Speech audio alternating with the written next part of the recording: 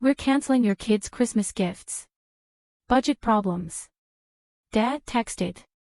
But my brother's kids got iPads, watches, designer shoes. I took my kids to Aspen. Posted photos. Niece asked. Why didn't you invite us? I replied, budget problems. Mom called. How could you? I said. You know, sometimes I still can't believe this actually happened. What would you do if your own parents told you your kids were too successful for Christmas gifts, while showering their other grandchildren with thousands of dollars in luxury? Because that's exactly what happened to my family, and it blew up into a holiday season I will never forget. I was in the middle of untangling a literal mountain of Christmas lights with my 8-year-old twin daughters, Emma and Grace, when my phone buzzed. It was a text from my dad, and the words on the screen made my blood run cold. We're canceling your kids' Christmas gifts. Budget issues. I just stared at it, frozen. Complete disbelief washed over me. My wife, Sarah, looked up from hanging an ornament, her brow furrowed. What's wrong? She asked, but I couldn't even form the words. The girls, oblivious, were bouncing around, chattering excitedly about Grandma and Grandpa's promised Christmas visit. My mind started racing. Budget issues. My dad, the regional sales director with the shiny new BMW in his driveway. The one who just got a massive promotion last month. None of this made any sense. And then, my phone lit up again. A group family photo from my brother, Derek. His kids, Tyler and Madison, were absolutely beaming, unwrapping early Christmas presents. Expensive ones, by the looks of it. 20 minutes later, I was tearing through our familiar suburban streets. My hands gripped the steering wheel so tight my knuckles were white. Christmas lights twinkled from every house, but all I could see was that brutal text and those photos of Derek's kids with their brand new, fancy toys. I pulled into my parents' circular driveway, spotting Derek's silver Toyota Camry right next to Dad's BMW. Through the bay window, I could see warm lights, silhouettes moving inside. I took a deep, shaky breath, bracing myself for a conversation I knew was going to be anything but merry. The front door swung open before I could even knock. My mom appeared, looking flustered, her silver hair a bit disheveled. Oh, Corey, honey, she said, that nervous edge in her voice, the one I remembered from childhood whenever she was about to try and smooth over a family crisis. I wasn't expecting you. We need to talk, Mom, I said, stepping into the foyer. The air was thick with the scent of roasted turkey and cinnamon. About Dad's text. Her face immediately fell, and she glanced nervously toward the living room where I could hear kids laughing and video games beeping. Your father is just trying to be practical about the holidays this year, she started, but I was already walking past her. In the living room, there was Derek, sprawled on the leather sectional, a bottle of expensive craft beer in his hand, watching Tyler and Madison play with what looked like brand new gaming equipment. The coffee table was a disaster zone of empty takeout containers from Morton's Steakhouse.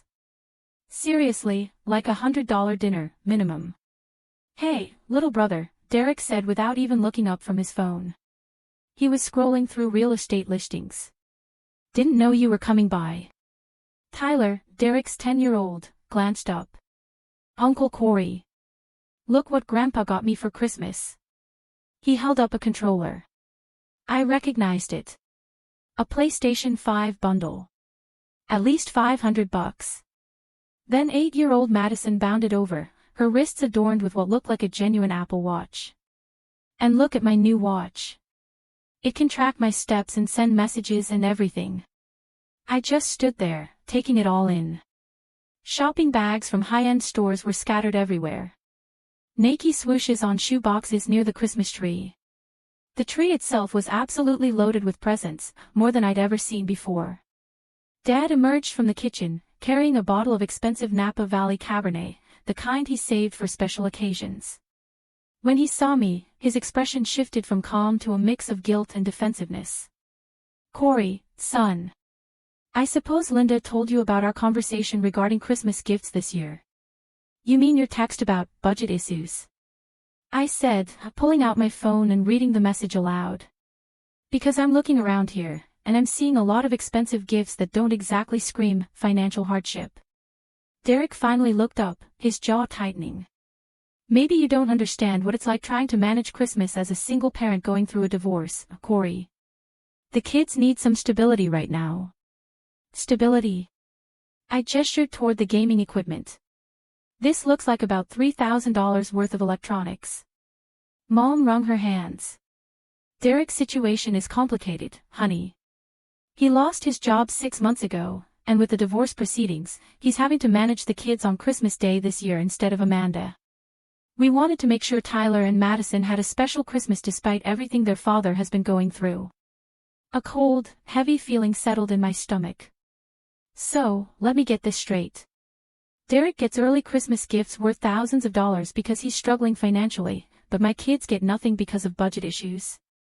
Dad set down his wine glass and crossed his arms. Your situation is different, son. You have a stable job, a stable marriage. You can afford to provide for your daughters. Derek really needs our help right now. So, financial help means luxury electronics and designer shoes. I pointed to the Nike boxes. Those aren't exactly necessities. Derek stood up, his face flushing red. You have no idea what I'm dealing with right now. Amanda's lawyers are bleeding me dry. I'm trying to start my own business, and I need to make sure my kids don't suffer because of adult problems they didn't create. What kind of business? I asked, completely deadpan. Consulting, Derek said quickly. Marketing consulting. It's just taking time to build up the client base. Tyler held up a pair of brand new Air Jordan sneakers. Dad says these cost $200. Grandpa got them special ordered. I looked at Dad. He was now actively avoiding eye contact. $200 for shoes for a 10-year-old. But you can't manage Christmas gifts for Emma and Grace. It's not about what we can manage, Dad said defensively. It's about prioritizing where our help is needed most. Derek's children are dealing with family instability right now. And what exactly do you think my children are dealing with? I shot back, when their grandparents suddenly cancel Christmas with a 2-line text message. Mom stepped between us, her voice pleading. Boys, please, don't fight. It's almost Christmas. My phone buzzed. A text from Sarah, girls are asking when you'll be home. Emma wants to know if Grandma and Grandpa are still coming for Christmas morning. I stared at the message, thinking about my daughters at home, probably still decorating the tree, chattering excitedly, completely unaware that their grandparents had just written them off in favor of their cousins. I need some air, I mumbled, heading for the back patio door. As I passed the kitchen, I heard Dad and Derek talking in low voices near the breakfast nook. I told you this would be awkward, Dad was saying. But Corey's got that stable engineering salary. He can afford his own kids' Christmas. You really need the help right now. I appreciate it, Dad, Derek replied. The kids deserve this after everything they've been through. Corey will understand eventually. He's always been the responsible one. I stood there, hidden in the kitchen doorway, listening to them discuss my family's Christmas like we were a line item in their budget that could simply be crossed out. The casual way they dismissed my daughter's feelings. The assumption that I should just accept being treated as less important because I was financially stable. It all hit me like a punch to the gut. I walked back into the living room. Tyler and Madison were now showing off designer clothing with tags still attached. Madison was modeling a coat that probably cost more than most people spent on their entire winter wardrobe. I need to get home to my family, I announced. Derek looked up from his beer. Tell Emma and Grace we said hi. Maybe they can come over and play with Tyler and Madison's new stuff sometime. The casual cruelty of the suggestion left me speechless. I kissed Mom on the cheek, nodded to Dad, who now looked uncomfortable, but showed no signs of reconsidering his decision. As I drove home through the twinkling Christmas lights of our neighborhood, that overheard conversation replayed in my head. The dismissive way they talked about my family, the assumption that we should just accept being treated as second-class relatives because we were doing well financially. When I walked through our front door, Emma and Grace ran to greet me, their faces bright with excitement. Daddy, did you talk to Grandpa about Christmas morning? Emma asked. Are they still coming to watch us open presents? I knelt down, hugging them both, breathing in the scent of their strawberry shampoo, and feeling my heart break a little bit more. "We'll talk about Christmas morning tomorrow, sweethearts," I said. "Right now, let's just focus on making our tree beautiful." Sarah caught my eye over their heads. I could see the questions, but I just shook my head slightly. This wasn't a conversation for little ears. Later that night, after the twins were tucked into bed, still chattering excitedly about Santa, I told Sarah everything. She listened in stunned silence as I described the scene at my parents' house. The lavish gifts, the casual dismissal of our family's feelings. "I can't believe they would do that," she finally whispered, her voice barely audible. "Those girls have been looking forward to Christmas with their grandparents for months." "The worst part," I said, "is how they talked about us when they thought I couldn't hear. Like we're just a successful family that doesn't need love or consideration because we can take care of ourselves." Sarah reached over and took my hand. "What are we going to do about Christmas morning? The girls are expecting their grandparents." I stared up at the ceiling, listening to the winter wind rattle our bedroom windows, and realized everything I thought I knew about my family had just fundamentally changed. The next morning, I woke up with a sick feeling in my stomach, but also a fierce determination. I had to understand what was really going on with Derek's supposed financial crisis. Sarah was already in the kitchen. She could see from my face that I hadn't slept well. "I keep thinking about last night," I said, accepting the steaming mug she handed me. "Something doesn't add up about Derek's story." "What do you mean?" Sarah asked, settling into the breakfast nook. "The expensive takeout, the designer clothes still with tags on them. The way he was casually browsing real estate listings on his phone. None of that screams desperate financial situation to me." Sarah nodded thoughtfully.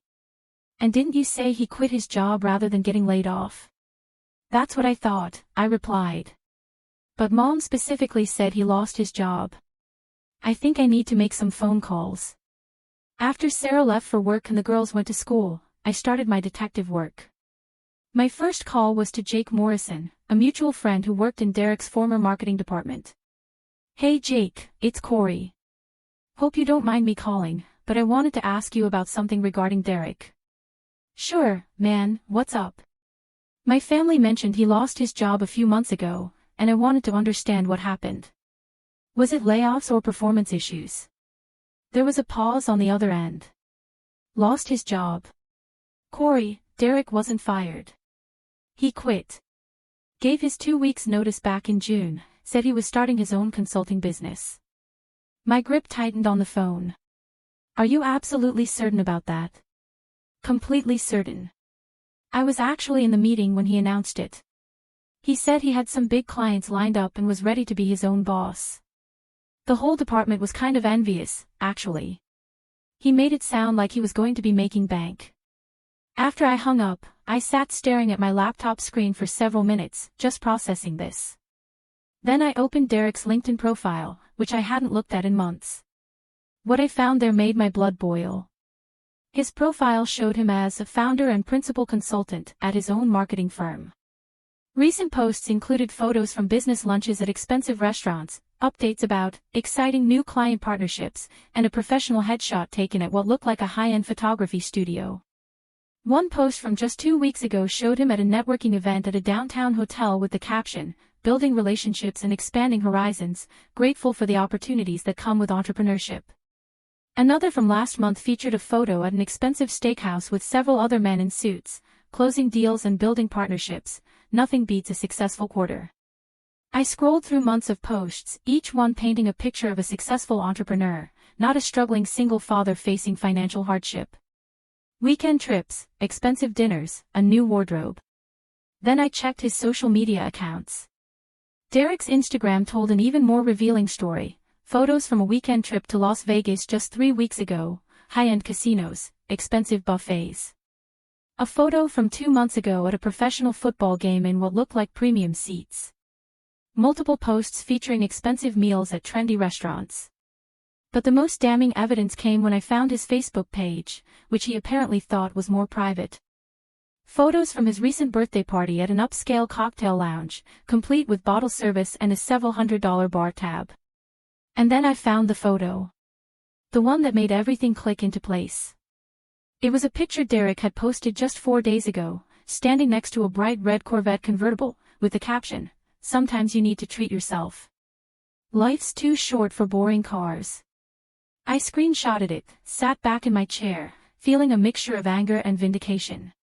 This was the same car Derek had supposedly been forced to sell due to financial hardship, according to the story Mom had told me. My phone rang, interrupting my investigation. It was Sarah, on her lunch break. "Any luck with your research?" she asked. "You could say that. Derek hasn't been fired from anything.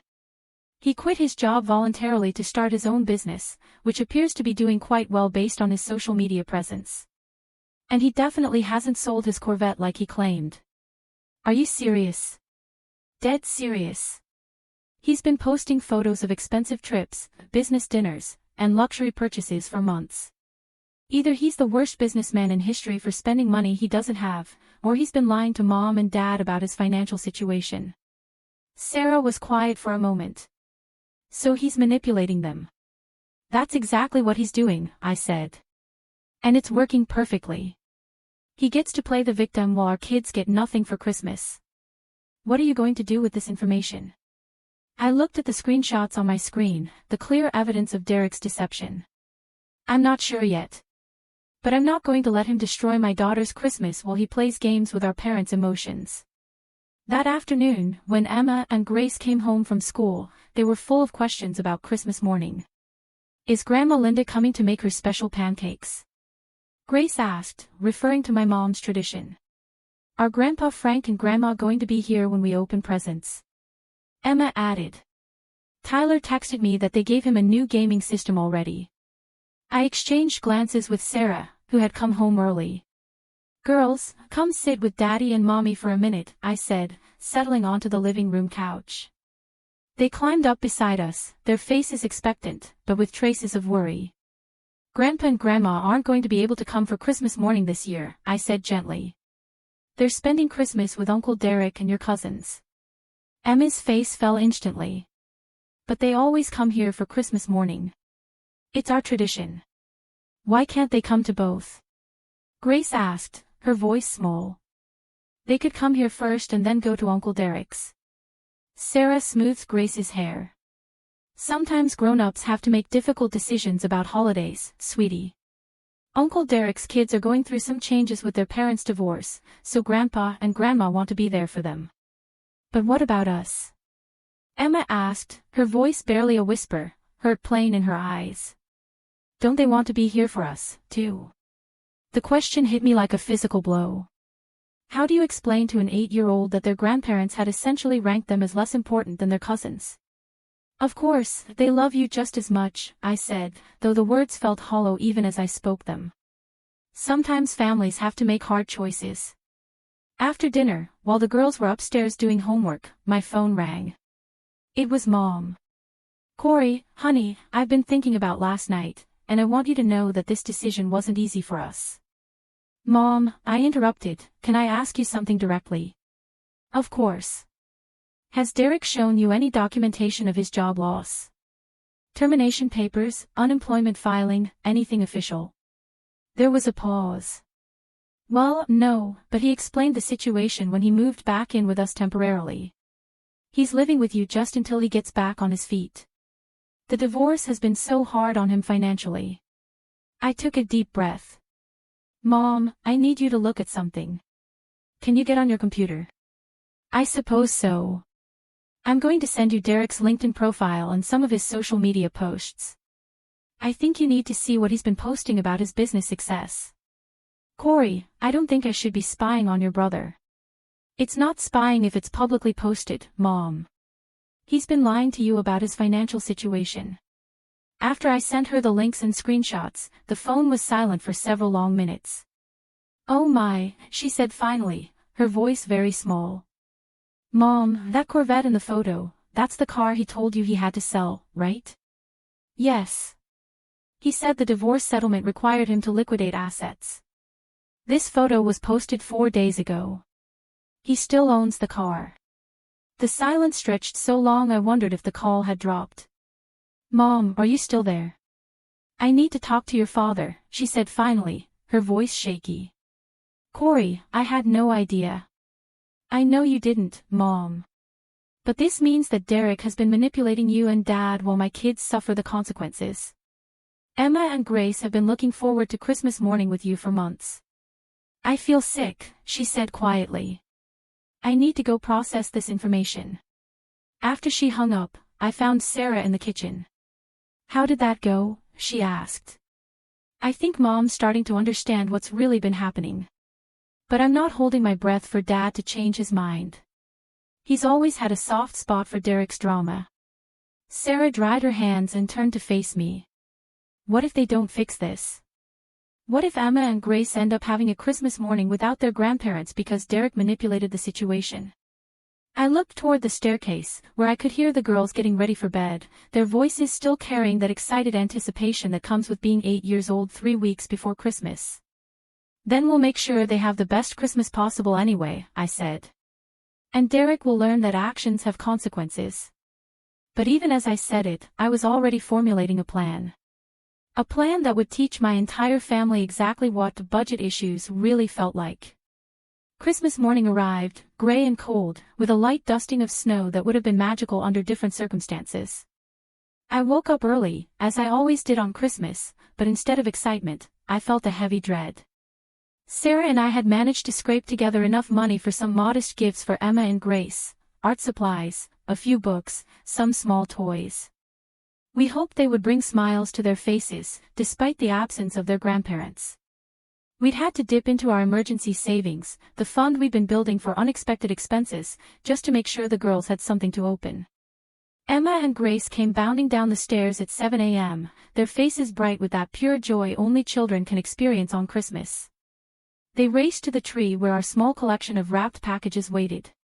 Where are Grandma and Grandpa's presents? Grace asked, looking around with confusion.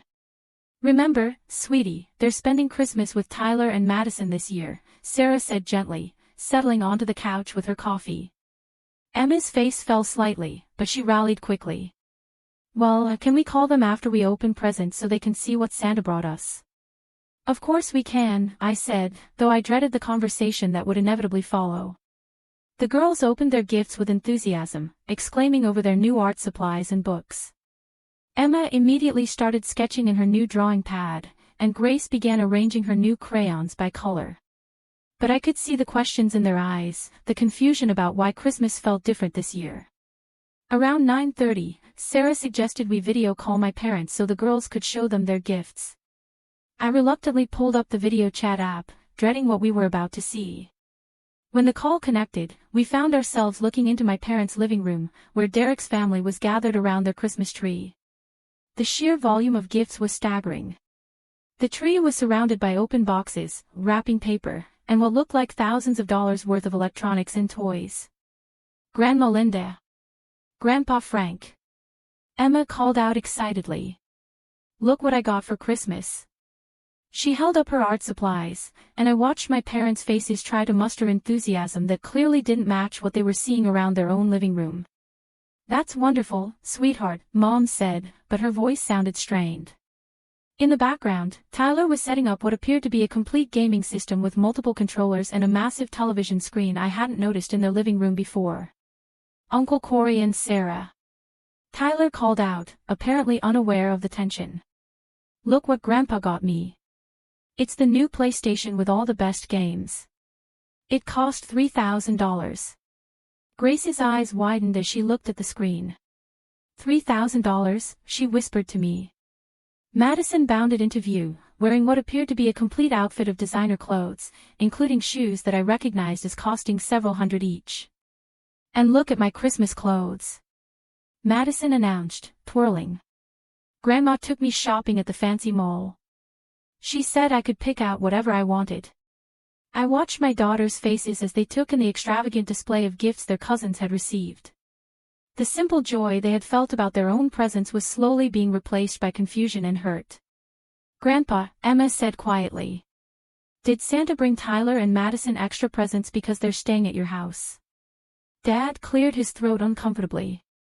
Well, sweetie, Santa knows that Tyler and Madison are going through some changes this year, so he wanted to make sure their Christmas was special. But we would have been good, too, Grace said, her voice very small. We helped Mommy and Daddy decorate the tree. And we've been extra good at school. I felt something break inside my chest, watching my 8-year-old daughter try to understand why she was less deserving of her grandparents' attention and generosity. Derek appeared in the video frame, carrying a glass of what appeared to be expensive champagne. Hey, little brother, how's your Christmas morning going?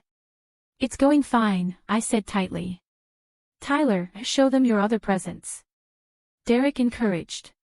For the next 10 minutes, we were subjected to a parade of expensive gifts, video games, designer clothing, high-end electronics, jewelry, and toys that individually cost more than our entire Christmas budget. Derek made sure to mention the price of several items, clearly reveling in the display of wealth. And this is just the beginning, Derek announced. Mom and Dad are taking the kids shopping after Christmas for their winter wardrobes. Apparently, the kids need new ski equipment for our trip to Colorado next month. I felt Sarah's hand squeeze my arm tightly. You're going skiing? Emma asked, her voice full of longing. Grandpa's treating us to a week at Vail. Tyler announced proudly. It's going to be amazing. After we ended the call, Emma and Grace sat quietly on the living room floor, surrounded by their modest gifts, but clearly processing what they had just witnessed. Daddy, Grace said finally. Why do Tyler and Madison get so many presents and a ski trip? Yeah, Emma added. And why don't Grandma and Grandpa love us enough to come see us on Christmas morning? Sarah got up abruptly and walked into the kitchen. I could hear her crying quietly. I knelt down between my daughters, trying to find words that would comfort them without lying. Sometimes adults make decisions that don't seem fair, I said carefully. But that doesn't mean you're loved any less, and it doesn't mean you did anything wrong. But it feels like we did something wrong, Emma said, her eyes filling with tears. I pulled both girls into a hug, feeling my anger toward Derek and my parents reach a boiling point. But before I could respond, my phone buzzed. It was a text message. From Dad. Corey, Linda, and I have been talking, and we think it would be a good idea if your family could contribute to Tyler and Madison's college funds this year instead of exchanging gifts. Since you're doing so well financially, it would really help Derek plan for the kids' futures. We could set up $500 per child as a starting point. I stared at the message in absolute disbelief. After watching Derek's children receive thousands of dollars in Christmas gifts, after my own daughters had been excluded from their grandparents' celebration, Dad was asking me to contribute to my nephews' and niece's college funds. Sarah appeared in the doorway, having composed herself. What is it? She asked, seeing my expression. I showed her the text, and I watched her face transform from confusion to fury. Are they serious? She whispered. Apparently so. Emma looked up at me with those trusting 8-year-old eyes. Daddy, are you sad about Christmas? I looked at my daughter, then at Grace, then at Sarah, and realized that something fundamental had shifted in me. Derek's manipulation had cost my children their relationship with their grandparents. His lies had resulted in my daughters spending Christmas morning feeling like they weren't good enough, weren't loved enough, weren't worthy of the same treatment as their cousins. I thought about the emergency savings we had just depleted to buy their modest Christmas gifts. I thought about Dad's casual assumption that we should contribute to Derek's children's future while Derek spent frivolously on luxury items and manipulated our parents with lies about his financial situation. And I realized that it was time to stop being the responsible, understanding son who accepted whatever treatment the family decided to give us. No, sweetheart, I said to Emma. Daddy's not sad. Daddy's just figuring some things out. I walked into the kitchen and started researching last-minute vacation packages on my phone. If Derek could manipulate the situation to get luxury treatment for his family, then it was time for my family to experience some luxury of our own. And it was time to teach everyone involved exactly what budget issues really meant. The Monday after Christmas, while Emma and Grace were still on winter break, I made a decision that would change everything. I was sitting in my home office, staring at my laptop screen, when I came across a last-minute vacation package that seemed almost too good to be true. Aspen Winter Family Package, the advertisement read.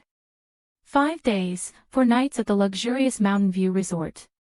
Includes ski lessons, equipment rental, and gourmet dining. Last-minute availability for the week between Christmas and New Year's. I clicked through the details, calculating the cost in my head. It would require using our credit card. It would definitely stretch our budget. But after watching my daughter's faces on Christmas morning, I realized this wasn't really about money anymore. This was about dignity, self-respect, and teaching Emma and Grace that they deserve to be treated with the same love and consideration as anyone else in the family. Sarah walked into the office with a cup of coffee. I turned the laptop screen toward her. "Are you seriously considering this?" she asked, reading over the vacation details. "Dead serious. Derek gets to manipulate Mom and Dad into funding his family's luxury lifestyle while our kids get excluded from Christmas. I think it's time we showed everyone that we can create our own magical family experiences." Sarah sat down in the chair across from my desk, her expression thoughtful but concerned. "Corey, this is going to cost us several $1,000s. Money we don't exactly have sitting around. The money we don't have sitting around because we just spent our emergency fund on Christmas gifts after Dad canceled the girls' presents for budget reasons," I said. "Meanwhile, Derek's kids got thousands in gifts, plus a ski trip to Vail. What's the point? This feels like we're trying to compete with them," she said. I leaned back in my chair, considering her question. "It's not about competition, Sarah. It's about showing Emma and Grace that they matter, that they deserve wonderful experiences and family adventures. And honestly, it's about showing my family that their assumptions about us are completely wrong." "What do you mean?" "Dad assumes we'll just accept whatever treatment they decide to give us because we're financially stable. He literally asked me to contribute to Derek's kids' college funds after excluding our daughters from Christmas. The whole family operates under this assumption that responsible, successful people don't need love, consideration, or special treatment." Sarah was quiet for several minutes, sipping her coffee and looking at the vacation package. "And you think taking the girls to Aspen will change that?" "I think taking the girls to Aspen will show them that their parents prioritize their happiness and well-being above everything else. And if the rest of the family sees it and realizes what they've been missing out on by excluding us, well, that's just a bonus." "What about the cost?" "We'll be paying this off for months." I thought about Derek's Instagram posts, his expensive business dinners, his Corvette, his Vegas trips, all funded, apparently, by manipulating our parents while playing the victim. Derek's been spending money he claims not to have for months while getting handouts from Mom and Dad. Meanwhile, we've been responsible, budget-conscious, and careful with our finances. And what has that gotten us? Our kids excluded from family celebrations because we're supposedly too successful to need support. Sarah started laughing, but it wasn't a happy sound. "It is pretty ridiculous when you put it that way. I'm tired of being punished for being responsible, Sarah. I'm tired of watching our daughters suffer because their parents are stable and reliable. Derek gets rewarded for being dramatic and manipulative, and we get taken for granted because we don't create chaos." I pulled up Derek's recent social media posts on my phone and showed them to Sarah. "Look at this. 3 weeks ago, he was posting from Vegas. 2 weeks ago, he was at some expensive steakhouse, closing deals. Last week, he posted a picture with his Corvette talking about treating yourself. But somehow he's too financially strapped to afford his kids' Christmas gifts." Sarah scrolled through the posts, her expression growing more incredulous. "These restaurant bills alone probably cost more than our Christmas budget." "Exactly. So, while he's manipulating Mom and Dad with fake financial hardship, we're over here actually living within our means and getting treated like we don't matter because we're not dramatic enough." I looked toward the living room where I could hear Emma and Grace playing with their Christmas gifts, their voices carrying that forced cheerfulness children use when they're trying to be happy about something that has actually disappointed them. "Those girls have been looking forward to Christmas with their grandparents since October," I said. "They've been talking about Grandma Linda's special pancakes and showing Grandpa Frank their art projects and playing games with their cousins, and it all got taken away because Derek decided to play victim and Mom and Dad decided that his kids' happiness was more important than our kids' happiness." Sarah set down her coffee cup and looked at me seriously. "If we do this, if we book this vacation, we're committing to something bigger than just a family trip." "What do you mean?" "I mean, we're committing to not being the family members who just accept whatever treatment we're given.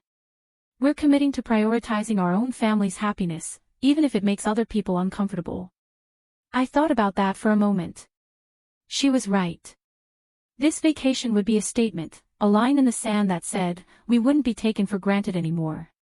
I think I'm ready to make that commitment, I said. Are you? Sarah was quiet for a long moment. Then she smiled. You know what? Yes, I am. Those girls deserve to know that their parents will fight for their happiness. And frankly, after watching Derek manipulate this entire situation, I'm ready to stop being the understanding sister-in-law, who just accepts whatever the family decides. I started booking the vacation package immediately, 5 days at a luxury resort in Aspen, ski lessons for the girls, spa treatments for Sarah, and enough high-end experiences to create the kind of magical family memories that would last a lifetime. As I entered our credit card information, my phone buzzed with a text from Derek. It was a group message sent to me, Mom, and Dad, featuring photos from their ski trip planning. Excited for our Vail adventure next month. The kids are going to love the slopes. Thanks again, Mom and Dad, for making this possible for my family during such a difficult time. I stared at the message for a moment, then screenshotted it and added it to the collection of evidence I had been building about Derek's manipulation. Girls. I called toward the living room. Can you come here for a minute? Daddy and Mommy have something exciting to tell you. Emma and Grace came running into the office, their faces curious and hopeful. How would you like to go on a surprise vacation this week? I asked. A vacation? Emma asked, her eyes lighting up for the first time since Christmas morning. Aspen, Colorado. We're going to go skiing and stay in a beautiful mountain resort, and have spa days, and eat at fancy restaurants. Grace's mouth fell open. Really? We're really going on a vacation? Really, really? Sarah confirmed. We leave tomorrow morning. The girls erupted in squeals of excitement, dancing around the office and asking a million questions about skiing and mountains and room service. I watched their faces transform from the subdued disappointment they had carried since Christmas to pure joy, and I knew I was making the right decision. Later that evening, after we had spent the day shopping for ski equipment and warm clothes, and after the girls had gone to bed, still talking excitedly about their upcoming adventure, I sat down to plan the social media strategy that would accompany our vacation. If Derek could use social media to manipulate the family narrative, then I could use it to tell our story, too. But unlike Derek's lies and exaggerations, my posts would be documenting real experiences, real joy, and real family bonding. I created a list of photos I wanted to make sure to capture: the girls learning to ski, our family dining at elegant restaurants, the luxury suite we would be staying in, the spa treatments and activities we had planned. And I made sure to research the best hashtags and captions that would ensure maximum visibility among our extended family members. Because it was time for everyone to see that Emma and Grace's family could create magical experiences, too. And it was time for Tyler and Madison to learn what it felt like to be excluded from something wonderful. But as I was finalizing our itinerary, my phone rang. It was Mom, and her voice sounded shaky. Corey, honey, I need to tell you something. Your father and I have been talking about Christmas and about some of the things you showed me regarding Derek's social media posts. Okay, I said cautiously. I think we may have made a mistake. A big mistake. And I'm not sure how to fix it. I felt a surge of vindication, followed immediately by anger. What kind of mistake, Mom? I don't think Derek has been entirely honest with us about his financial situation. And I'm starting to realize that our decision about Christmas gifts may have hurt Emma and Grace in ways we didn't consider. May have hurt them. I said, my voice rising despite my efforts to stay calm. Mom, my 8-year-old daughter spent Christmas morning trying to understand why their grandparents didn't love them enough to come see them. They watched Tyler and Madison open thousands of dollars worth of gifts while they tried to be grateful for the art supplies we bought after depleting our savings. I know, honey. I know. And I feel terrible about it.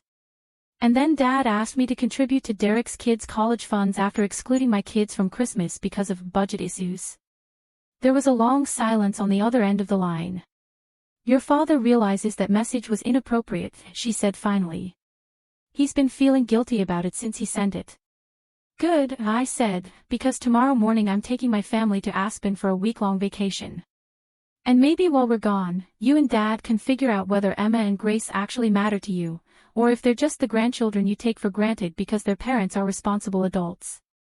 Corey, please don't.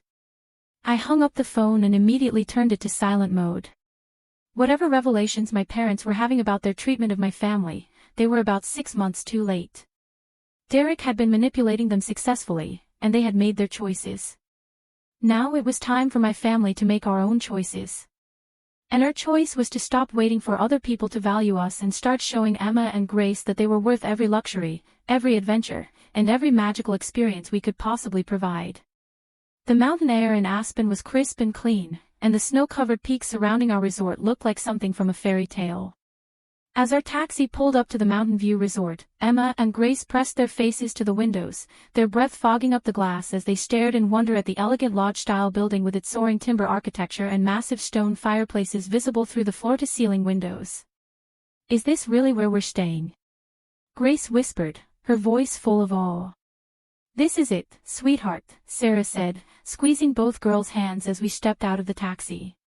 A valet immediately appeared to handle our luggage, and a friendly concierge welcomed us into a lobby filled with twinkling lights and elegant silver and gold ornaments. Our suite was on the 4th floor, with panoramic views of the mountain slopes where skiers carved elegant turns down powdery white runs. The room itself was larger than our entire downstairs at home, with a fireplace, a kitchenette, and a separate bedroom for the girls that featured bunk beds built into the wall like something from a luxury cabin. "This is the most beautiful place I've ever seen," Emma said, spinning around in the center of the living area. I pulled out my phone and took a photo of the girls exploring their room, their faces bright with excitement and wonder. Then I took a picture of the view from our balcony, the mountain peaks dramatic against the blue Colorado sky. I posted both photos to my social media accounts with the caption, "Creating magical memories with my amazing family." Sometimes the best adventures are the ones you plan at the last minute. Within an hour, our ski instructor arrived to meet us in the lobby. Her name was Jessica, a cheerful woman in her 20s who immediately put Emma and Grace at ease with her warm smile and patient demeanor. "Have you girls ever been skiing before?" she asked as we walked toward the equipment rental area. "Never," Grace admitted. "But Daddy says we're going to learn." "Well, you're going to love it. The mountain conditions are perfect today, and we have the most beautiful beginner slopes you've ever seen." The equipment rental process was like nothing I had ever experienced. Instead of the cramped, chaotic rental shops I remembered from my own childhood skiing experiences, this was more like a high-end boutique. Everything was clean, organized, and professional, with staff members who took precise measurements and made sure every piece of equipment fit perfectly. Emma and Grace looked like little professional skiers in their rented gear, complete with helmets decorated with colorful designs and matching ski outfits in bright pink and purple. I took photos of them getting fitted for their equipment, their faces serious with concentration as they learned how to walk in ski boots. Then I captured the moment when they first stepped onto their skis in the lodge's practice area, wobbling slightly but grinning with determination. Posted with the caption, "Watching my daughters discover new adventures." Proud daddy moment. The ski lesson itself was magical. Jessica started them on the Bunny Hill, a gentle slope where they could practice basic movements without any fear of going too fast or losing control. I watched from the sidelines as Emma and Grace slowly gained confidence, their initial wobbles giving way to tentative gliding movements. "Look, Daddy!" Emma called out as she made her first successful turn. "I'm really skiing." Grace followed close behind, her face intense with concentration as she copied Jessica's movements. When she successfully completed her first run down the small hill, she threw her arms up in the air in triumph. "I actually did it." I photographed every moment, from their tentative first steps to their growing confidence, to the proud smiles when they successfully completed their lesson. But more importantly, I watched my daughter's self-esteem rebuild before my eyes. After the disappointment of Christmas morning, they were discovering that they were capable of amazing things, that they deserved wonderful experiences, and that their parents would move mountains to make sure they felt valued and loved. That evening, we had dinner at the resort's 5-star restaurant, a stunning space with vaulted ceilings and picture windows overlooking the illuminated ski slopes. Emma and Grace had never experienced fine dining before, and they approached the experience with a mixture of curiosity and excitement. "The menu has words I don't know," Grace whispered to me, studying the elegant descriptions. "That's okay," I whispered back. "We'll ask the waiter to explain anything you're curious about." Our server, a professional named Marcus, was wonderful with the girls. He patiently explained each dish, made recommendations, and even arranged for the chef to prepare a special version of the pasta dish that would appeal to their 8-year-old palates. I photographed our elegant table setting, the girls in their nice dresses, studying the menu with serious expressions, and the beautiful presentation of each course as it arrived. The food was incredible. But more than that, watching Emma and Grace experience this level of service and attention was priceless. "Daddy," Emma said as we were finishing our dessert, "this is the best dinner I've ever had in my whole life." "Mine, too," Grace agreed. "I feel like a princess." I posted a family photo from dinner with the caption, teaching my daughters that they deserve the very best life has to offer. Family memories that will last forever. By the second day of our vacation, Emma and Grace had graduated to intermediate slopes, their confidence on skis growing exponentially. We hired a professional photographer for the morning to capture our family skiing together, and the results were stunning: action shots of the girls carving turns, family portraits against snow-covered peaks, and candid moments of pure joy and laughter. I posted the professional photos throughout the day, each one showcasing our family's adventure and the girls' growing ski abilities. My daughter's new challenge fills my heart with pride. The response from our extended family was immediate and intense. My aunts and uncles began commenting on the posts, asking where we were and how we could afford such an elaborate vacation. Cousins who hadn't been in touch for months were suddenly liking and sharing our photos. But the comment that mattered most came on day 3 of our trip. I had posted a family photo from our spa day, where Emma and Grace had gotten their first professional manicures and had their hair styled in elegant braids. Sarah and I had enjoyed couples massage treatments while the girls were pampered in the family spa area. The photo showed all 4 of us, relaxed and glowing, wearing plush resort bathrobes and looking completely content. The caption read, "Self-care and family bonding, teaching my girls that they are worth every luxury and every moment of joy we can create together." Tyler commented first, "Wow, Uncle Corey, this looks amazing. Where are you guys?" Madison's comment appeared an hour later, "This looks so fun. Why didn't you invite us?" I stared at that comment for several minutes, feeling a rush of satisfaction, followed by a moment of doubt. These were children, after all, and they hadn't chosen their father's manipulative behavior or their grandparents' favoritism. But then I thought about Emma's face on Christmas morning, asking why Grandma and Grandpa didn't love them enough to come see them. I thought about Grace trying to understand why Tyler and Madison deserved ski trips and expensive gifts while she and Emma got excluded from family celebrations. And I typed my response, "Budget issues." The comment appeared innocuous enough to anyone who didn't understand the context, but I knew that every member of my family would immediately recognize the exact phrase Dad had used to cancel my daughter's Christmas gifts. Within 20 minutes, my phone started buzzing with notifications. Extended family members were commenting, asking what I meant by budget issues when we were clearly on an expensive vacation. Derek's ex-wife, Amanda, even commented, saying she was glad to see someone in the family prioritizing their children's happiness. But the call that came 2 hours later was the one I had been expecting. "Corey Benjamin." Mom's voice was sharp with anger when I answered the phone. "How could you say that to Madison? She's just a child." "I used the exact words Dad used when he canceled Christmas for Emma and Grace," I said calmly. "I thought it was the family's standard explanation for budget-related exclusions from events." "That's completely different and you know it." "Is it, Mom?"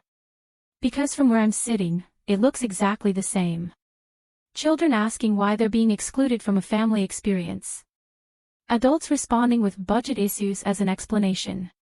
Your father had legitimate reasons for his Christmas decision. Did he? Because Derek's been posting pictures of his Corvette and his business trips and his expensive dinners for months while claiming to be financially struggling. But somehow Emma and Grace got excluded from Christmas because of budget issues." The silence stretched. "Your father wants to talk to you," Mom said finally. Dad's voice came on the line, and I could hear the controlled anger in his tone. "Son, your response to Madison was inappropriate and cruel. Was it more inappropriate and cruel than texting me that my daughter's Christmas was cancelled for budget reasons while funding Derek's family's luxury lifestyle? Derek's situation is complicated. Derek's situation is a lie, Dad. He quit his job voluntarily. He's been spending money on luxury items and trips for months. And he's been manipulating you and Mom while playing the victim. Meanwhile, Emma and Grace got excluded from family Christmas because you decided that responsible parents don't deserve consideration. That's not what happened. That's exactly what happened. Derek gets rewarded for being dramatic and irresponsible, and my kids get punished because their parents are stable and successful. Well, guess what, Dad? Stable and successful parents can create amazing experiences for their children, too. And we don't need anyone's permission or approval to make our daughters feel valued and loved. I hung up the phone and turned it back to silent mode. Then I looked out the window of our luxury suite at the mountain peaks, glowing in the afternoon sunlight, and I realized that for the first time in months, I felt completely at peace with my decisions. Emma and Grace were learning that they deserved wonderful things. Sarah and I were rediscovering our family's well-being, and the rest of the family was learning that their assumptions about us were completely wrong. But the real satisfaction would come when we got home and they realized that this was just the beginning of how differently we were going to approach family relationships going forward. On our fourth day in Aspen, as we were enjoying breakfast on the resort's outdoor terrace overlooking the pristine mountain slopes, my phone buzzed with the notification I'd been waiting for. Madison had commented on our latest family photo, the one showing Emma and Grace confidently skiing down an intermediate trail with the caption, "My fearless daughters conquering new heights every day." Her comment was innocent and heartbreaking. "Why didn't you invite us? This looks so fun, and I want to learn skiing, too." I took a screenshot of the comment before crafting my response. This was the moment I had been building toward, the opportunity to deliver the perfect lesson and consequences, using the exact language my father had used to devastate my daughters just 1 week earlier. I typed, "budget issues." The response was simple, elegant, and devastating in its accuracy. Anyone who saw the comment thread would understand immediately that I was using the exact phrase that had been used to exclude my children from Christmas morning with their grandparents. Within minutes, the notifications started rolling in. Extended family members began commenting, asking what I meant. Aunt Patricia wrote, "What budget issues? You're clearly on an expensive vacation." Uncle Robert added, "Wait, didn't Frank say something about budget issues for Christmas, too?" But it was Tyler's confused response that really drove the point home. "Uncle Corey, what are budget issues? Dad says we can't come because of budget issues, but I don't understand what that means." I watched the comment thread develop, family members slowly piecing together the connection between Dad's Christmas cancellation and my Aspen exclusion. The beautiful irony wasn't lost on anyone. The family that had been excluded for supposed budget reasons was now excluding others for the same stated rationale. Derek's ex-wife, Amanda, commented with a laughing emoji, "Interesting how budget issues work differently for different family members." 20 minutes later, my phone started ringing. It was Mom, and I could hear the controlled fury in her voice even before she spoke. "Corey Benjamin, how dare you embarrass this family on social media like that?" "I'm not embarrassing anyone, Mom. I'm simply using the communication style that Dad established as appropriate for explaining family exclusions to children. Madison is crying because she doesn't understand why you won't invite them on your vacation." I felt a momentary pang of guilt, but then I remembered Gracie's tears on Christmas morning, Emma's confused questions about why Grandma and Grandpa didn't love them anymore, and the way my daughters had tried to be grateful for their modest gifts while watching their cousins display thousands of dollars worth of luxury presents. "That's unfortunate," I said. "But I'm sure Derek can explain budget issues to his children the same way you and Dad explained them to mine. This is completely different and you know it." "How is it different, Mom?" Madison asked why she wasn't invited to a family experience, and I used the exact same explanation Dad used when Emma and Grace asked why their Christmas was cancelled. If it's an acceptable response for 8-year-olds, then it should be acceptable for Tyler and Madison, too. Your father had legitimate financial concerns about Christmas expenses. Did he? Because Derek's social media suggests he's been spending quite freely while claiming financial hardship. Vegas trips, expensive dinners, luxury cars, but somehow my responsible, financially stable family got excluded from Christmas for budget reasons. I could hear Mom conferring with someone in the background. Then Dad's voice came on the line. Son, this has gone far enough. Your behavior is dividing this family. My behavior is responding to this family's established priorities. Derek gets luxury treatment for being dramatic and manipulative. Responsible family members get excluded for being stable. I'm just adapting to the system you created. We never intended to hurt Emma and Grace. But you did hurt them, Dad. You sent me a text message canceling their Christmas 3 weeks before the holiday while Derek's kids were already receiving early gifts worth thousands of dollars. Then you asked me to contribute to Derek's kids' college funds. You want to talk about dividing the family? You divided at the moment you decided that one set of grandchildren was more deserving of love and consideration than the other. Derek's children are going through a difficult divorce situation. And my children are going through the difficult situation of learning that their grandparents consider them less important than their cousins. But apparently that's not the kind of difficulty that earns family support. I could hear a heated discussion in the background, voices overlapping as Mom and Dad argued about something. Your mother and I want to come to Aspen, Dad said finally. We want to see Emma and Grace and discuss this situation in person. I'm sorry, but that won't be possible, I said. Budget issues. The silence on the other end of the line was deafening. What do you mean, budget issues? Dad asked. I mean exactly what you meant when you used that phrase to explain to my daughters why their Christmas was cancelled. Our vacation budget doesn't accommodate additional guests. Tough choices have to be made, and we've prioritized the family members who have been supportive and loving toward Emma and Grace. Corey, please, let's be adults about this. I am being an adult, Dad. I'm prioritizing my children's emotional well-being over family drama, just like you taught me to do. Derek's kids come first because their situation is complicated, remember? Well, my kids come first now because their situation is also complicated. They're dealing with the difficult realization that their grandparents play favorites. After I hung up, I found Sarah and the girls at the resort's heated outdoor pool, where Emma and Grace were practicing swimming strokes in the crystal-clear water while snow fell gently around the steaming pool area. That looked like an intense phone call, Sarah said as I settled into the lounge chair next to her. Mom and Dad want to come to Aspen to fix the situation. And you said budget issues. Sarah started laughing, and I realized it was the first completely genuine laugh I had heard from her since Christmas morning. You're really committing to this approach. I'm committed to showing Emma and Grace that they matter more than family politics. And I'm committed to teaching everyone involved that actions have consequences. That evening, as we were getting dressed for dinner at the resort's most exclusive restaurant, my phone lit up with notifications from family members who were finally understanding the full scope of what had happened. Uncle Robert called Derek directly, and Derek apparently made the mistake of trying to defend his manipulation by claiming his divorce situation justified the special treatment. But Uncle Robert had done his own social media investigation and found Derek's posts about business success, expensive purchases, and luxury experiences. And Aunt Patricia posted on Facebook about family favoritism and the importance of treating all grandchildren equally. She tagged several family members in a post that detailed the Christmas situation and called out the budget issues, hypocrisy. Derek's ex-wife, Amanda, posted her own response, thanking me publicly for finally exposing Derek's manipulation and expressing her appreciation that someone in the family was standing up for children who deserve equal treatment. But the comment that satisfied me most came from my teenage cousin Jessica, who wrote, "So Derek's kids get thousands of dollars in gifts plus a ski trip because of their parents' divorce, but Emma and Grace get excluded from Christmas because their parents are responsible. That's messed up. Good for Uncle Corey for showing them what budget issues really feel like."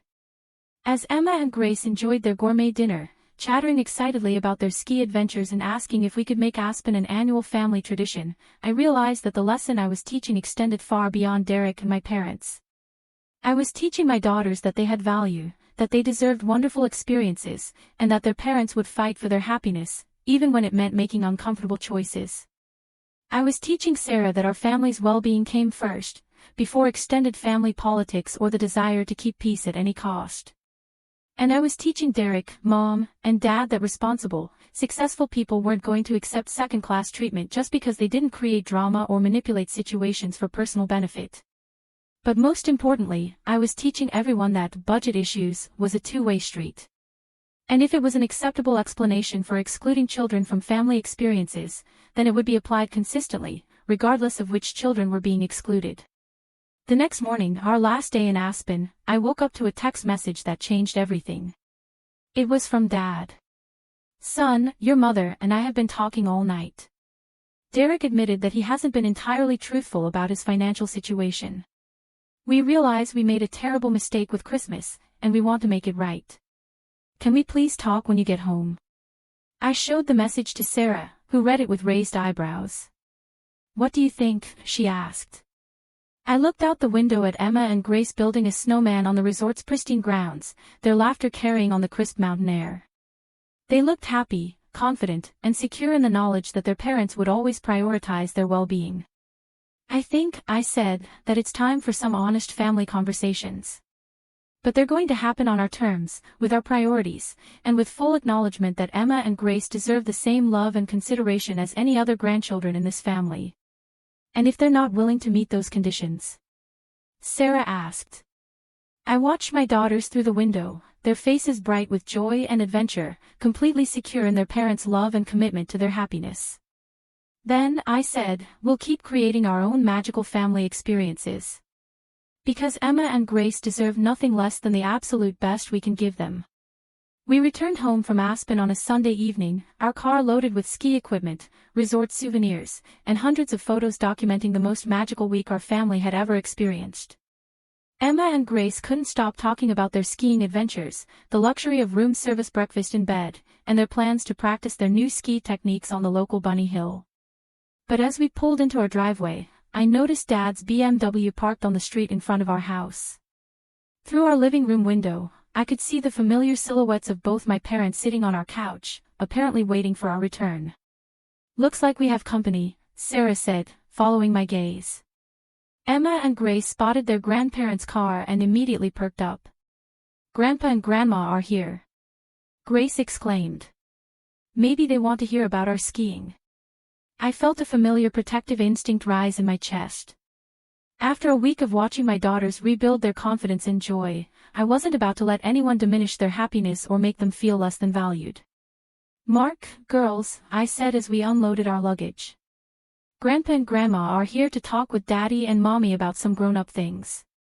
Why don't you take your new ski clothes upstairs and organize your souvenirs while we have our conversation?" "But I want to show them my pictures," Emma protested. "You'll have a chance to do that," Sarah assured her. "But first, the adults need to talk, okay?" As we walked through the front door, Mom immediately stood up from the couch, her face a mixture of relief and apprehension. Dad remained seated, his expression more guarded, but clearly uncomfortable. "How was your trip?" Mom asked, her voice carefully neutral. "It was incredible," I said, setting down our luggage. "The girls learned to ski. We had amazing family time, and we created memories that will last a lifetime." "That's wonderful," she said, though I could hear the underlying tension in her voice. Dad cleared his throat. "We were hoping we could have a conversation about the situation with Christmas and everything that's happened since then." "I'm listening," I said, though I remained standing rather than settling in for what might be a long discussion. "We owe you an apology," Mom said, her voice starting to crack slightly. "Multiple apologies, actually. To you, to Sarah, and especially to Emma and Grace." "What specifically are you apologizing for?" I asked, wanting to make sure they understood the full scope of what had happened. Dad shifted uncomfortably on the couch. "We made a serious error in judgment regarding Christmas gifts and family priorities. We allowed Derek to manipulate us with false information about his financial situation, and we made decisions that hurt our relationship with you and the girls." "False information?" Sarah asked, settling into her favorite chair. Mom nodded, her eyes filling with tears. "After you showed me Derek's social media posts, we started asking more direct questions about his claims of financial hardship. When we pressed him for documentation of his job loss, he finally admitted that he quit voluntarily to start his consulting business. And when we asked about the Corvette he claimed to have sold," Dad continued, "we discovered it's been parked behind his friend's house to keep us from seeing it when we visited his apartment." I felt a surge of vindication, but I kept my expression neutral. "What else?" The expensive restaurants, the Vegas trips, the luxury purchases he's been posting about, Mom said, wiping her eyes. All of it funded by money he borrowed from us under false pretenses, plus credit cards he's been hiding from us. He convinced us that his children needed extra support because of the divorce trauma, while he was actually using the situation to fund a lifestyle he couldn't afford on his own, Dad said. Meanwhile, I said, Emma and Grace got their Christmas cancelled because responsible parents supposedly don't need family support or consideration. We were wrong, Mom said firmly. Completely, inexcusably wrong. We let Derek play victim while punishing you for being stable and successful. We took your family for granted because you don't create drama or ask for help. I looked toward the staircase, where I could hear Emma and Grace moving around in their room, probably organizing their vacation photos and souvenirs. The girls were devastated, I said quietly. Christmas morning was heartbreaking. They kept asking why they weren't good enough for their grandparents to come see them.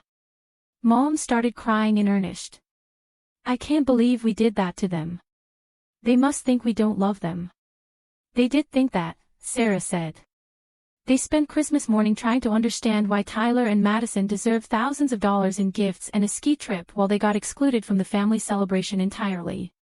Dad ran his hands through his hair, a gesture I remembered from my childhood when he was particularly stressed. Derek's manipulation was sophisticated, son. He played on our sympathy for the divorce situation, made us feel like responsible grandparents needed to step in and provide stability for his children, while making you feel like our children didn't need that same love and attention because their parents were capable of providing for them, I said. Exactly. And it was wrong on every level. I walked to the window and looked out at our quiet neighborhood, thinking about the week we had just experienced in Aspen. The joy on my daughters' faces as they conquered new challenges. The way their confidence had rebuilt after being shattered on Christmas morning. The family bonding that had emerged from our decision to prioritize our own happiness. What's changed? I asked, turning back to face my parents. What's different now that makes you think you can fix this? We've established new boundaries with Derek, Dad said. He's no longer living with us, and we've made it clear that any future financial support will require complete transparency and documentation of legitimate need. He's also agreed to enter counseling, Mom added, both for his manipulative behavior and for the impact his choices have had on Tyler and Madison's understanding of family relationships. That's a start, I said. But what about Emma and Grace?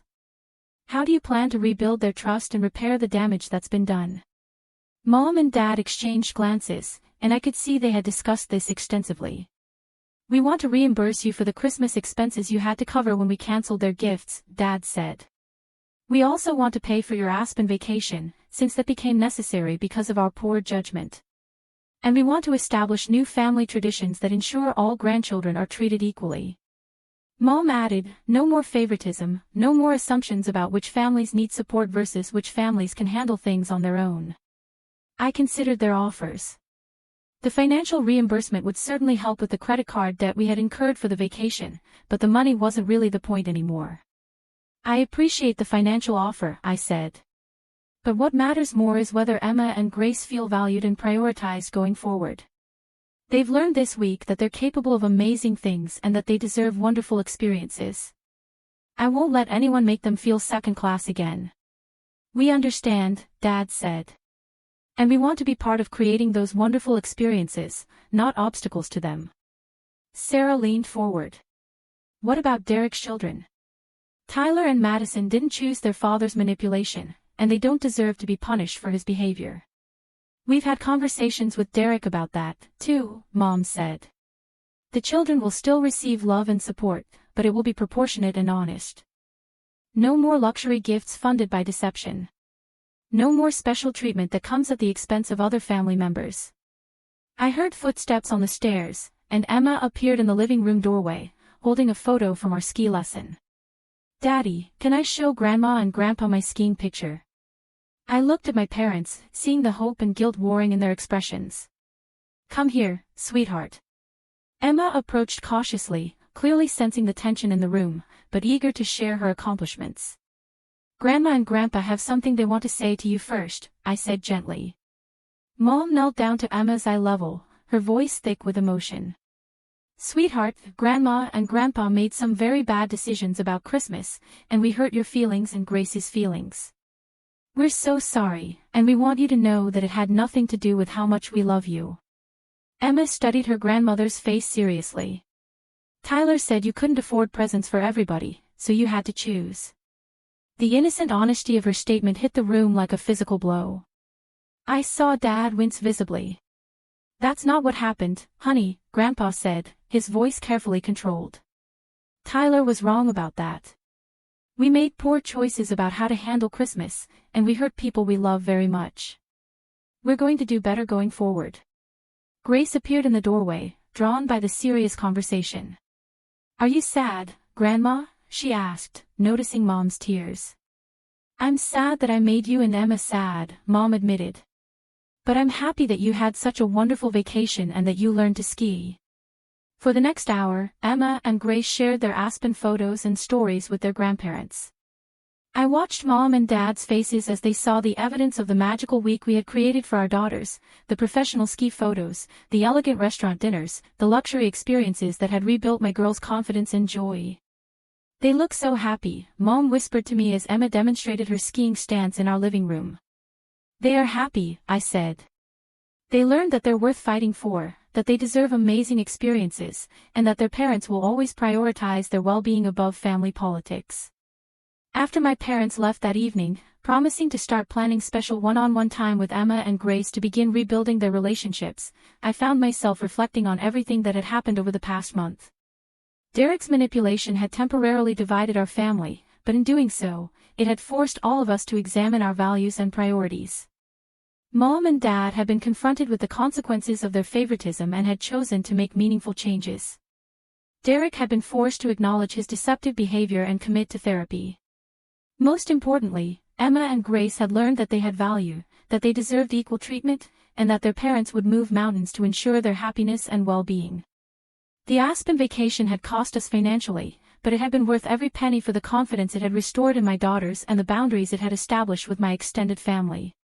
6 months later, our family relationships had been rebuilt on a healthier foundation. Mom and Dad kept their promise about equal treatment, establishing traditions that included all grandchildren fairly. Derek completed his counseling program and began making genuine efforts to be honest about his finances and transparent about his needs. Tyler and Madison adjusted to receiving age-appropriate gifts and experiences rather than luxury items funded by manipulation. They seemed happier with the more stable, honest family dynamic. Emma and Grace thrived with their restored relationships with their grandparents, but they also carried forward the confidence and self-worth they had gained from our Aspen adventure. They knew they were valued, loved, and worth fighting for. And Sarah and I learned that sometimes protecting your family means being willing to make uncomfortable choices, even when those choices disrupt established family dynamics. The lesson I carried forward was simple but profound. Responsible, successful people deserve just as much love, consideration, and support as anyone else in the family. Being stable doesn't mean you should be taken for granted. And being capable doesn't mean you don't need or deserve special treatment sometimes. Most importantly, children deserve equal love and consideration, regardless of their parents' circumstances or the drama level of their family situation.